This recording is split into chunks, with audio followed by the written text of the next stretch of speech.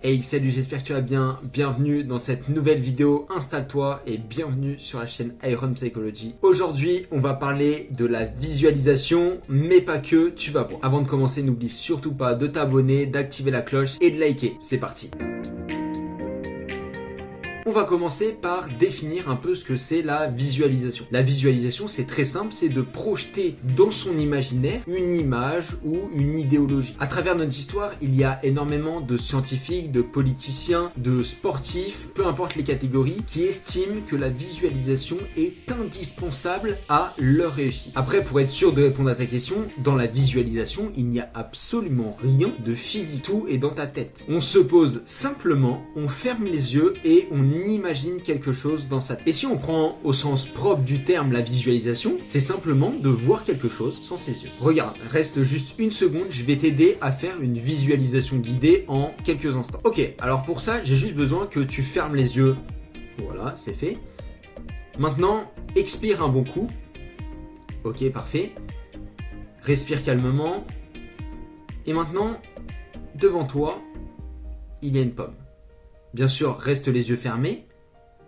Et maintenant, tu peux réouvrir tes yeux. Alors, est-ce que tu l'as vu cette pomme lorsque tu avais les yeux fermés? Dis-moi tout en commentaire. Comme je te l'ai dit juste avant, il y a énormément d'hommes célèbres, voire très célèbres, très riches, qui utilisent la visualisation. Peu importe qu'ils le disent ouvertement ou pas, tous les grands hommes utilisent la visualisation. Par exemple, Arnold Schwarzenegger dit clairement qu'il a besoin de voir dans sa tête son objectif et comment il peut le faire. Et dès que c'est fait, il va le faire. Il se dit que du coup, il a toutes les clés en main pour faire cette chose qu'il a visualisée et il sait par où passer. Parmi les grands hommes, certains paraissent mais complètement fous. On va prendre l'exemple très simple d'Elon Musk qui veut en seulement une génération pouvoir coloniser Mars. Mais en soi, il n'y a pas tant de différence entre les deux personnalités. L'une te dit qu'elle utilise la visualisation, l'autre non. Mais le tout, c'est pas ça le plus important, c'est que les deux ont leur vision de la réussite ou en tout cas de leur objectif. Et toi, tu dois avoir exactement la même chose. Pas le même objectif, bien sûr, mais ton objectif. Pose-toi une question très simple. Qu'est-ce que tu veux? Peu importe que ça soit complètement fou, que ça soit surréaliste, que ça soit impossible à réaliser, qu'est-ce que tu veux? Et après, on verra comment y arriver.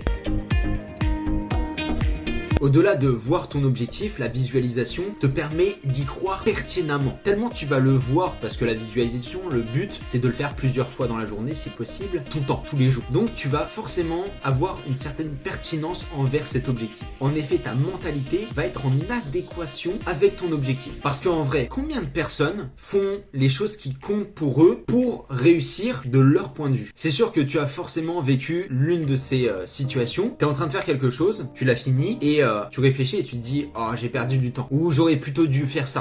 À combien de personnes ça arrive ça? Tout le monde en vrai. Et après la seule chose que tu fais c'est tu regrettes et tu vas dormir et le temps continue. Et au final t'as juste le seum. Et c'est ça le problème. Mathématiquement quand tu fais une visualisation ça peut pas être négatif parce que t'es en train de penser à ce que tu veux. Et ce que tu veux normalement c'est pas négatif. Ou en tout cas du moins si c'est négatif ce que tu veux et il faut bien se remettre en question, il va falloir vite changer d'objectif. Et le fait que tu penses à ton objectif est la différence fondamentale qui fait que tu vas te sentir bien. Malheureusement, il y a tellement de distractions dans le monde, je vais pas citer d'exemples, t'en as forcément qui sont venus en tête, que on perd cette positivité et cette envie d'atteindre un objectif. La visualisation dans cette histoire va te permettre de revenir sur l'essentiel pour toi. Dans la journée, on est souvent exposé à des choses qui sont futiles et qui sont totalement négatives. Donc tu vas revenir sur cet objectif et revenir à un état beaucoup plus positif. Et c'est pour ça que pour moi, la visualisation est infiniment puissante. À chaque fois que tu visualises, tu reviens dans un état de pensée positif et en plus novateur. Au bout d'un moment, tu seras inarrêtable. À force de faire des visualisations, tu auras même plus besoin de penser à une visualisation, c'est-à-dire fermer les yeux, te mettre dans ta bulle, etc., que tu vas faire ta visualisation. Tu vas penser à cet objectif. Personnellement, ça m'arrive très régulièrement que je suis en train de faire quelque chose et en même temps, j'ai ma visualisation en tête. Donc c'est-à-dire que j'ai les yeux ouverts, mes muscles sont en action et pourtant, j'arrive à faire cette visualisation. Exemple véridique, il y a 2 jours quand j'ai écrit ce texte de cette vidéo et que j'ai tourné cette vidéo, du coup, qui a été tournée il y a 2 jours. Il y a 2 jours, j'étais en train d'écrire tranquillement sur mon clavier et pourtant, j'arrivais à visualiser mon objectif. Et pourtant, j'étais en train de taper et j'avais les yeux ouverts. En fait, cette action va renforcer ta visualisation et donner du sens à ce que tu fais. Et ça, c'est pas le cas quand tu fais quelque chose qui ne compte pas. Dans mon cas, et t'inquiète pas, ça sera bientôt ton cas aussi, ça m'arrive très régulièrement d'être en train de faire quelque chose, X ou Y, peu importe si c'est créatif, sportif ou pas du tout, et d'arrêter complètement cette activité parce que je me dis, mais en fait, j'ai ça de beaucoup plus important à faire. Tout simplement parce que